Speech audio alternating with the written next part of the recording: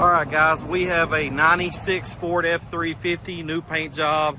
Has a few, it is not a perfect paint job. Has a few little blemishes. This is the main one right here on that fender. Fox shocks, got brand new Nitto tires, wheels, all the gearing's been redone, all new gears and stuff underneath it. Voodoo maybe. They said that injection, industrial injection built the motor. So it is a coal rolling dude, stacks, bed liners, crisp, all underneath it is clean. And we have King Ranch interior, power seats, heated seats, screens in the back. I still got to get the system, the speakers going, but you got this the power seats work, obviously.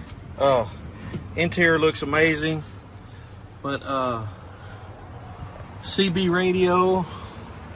I'm still got to get the speakers going and do the drive shafts, and then you'll be good to go.